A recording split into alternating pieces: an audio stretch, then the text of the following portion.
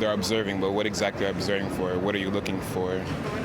I still believe it's going to be biased unless, there's an actual change. A new street check policy will come into effect in the fall, but some say it's not fast enough and that more needs to be done to end racial profiling in the city. People need to feel safe. It's nice that they have this policy, but they're still waiting to implement it. And that's too long, right? That's too long not to feel safe. But what about all summer? We're still sort of have to be very careful so as to not get stopped, or is it almost like open season until the fall? Indigenous groups have been asking for a street check policy for years and demanded one last fall after an independent report found that Indigenous women were 11 times more likely to be stopped by police than white women. Nakuset says the SPVM should create a hotline for people to anonymously call when they feel they are getting racially profiled by police.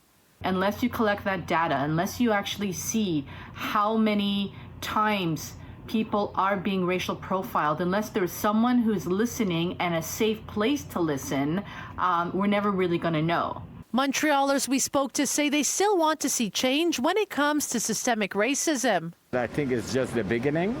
We're going to have to keep on going and all be together. I mean, stopping or doing nothing is not an option. I think that it leaves room to discrimination and that the police could basically search someone for no apparent reason, and that's it. Like, it could leave room to prejudice, and that's kind of racist. So yeah, especially I don't think they're allowed to put the cameras on their bodies yet. So I think that's not okay. I think that there should be more of a reason to be able to search someone. Well, I do think it's something that should have been done a long time ago.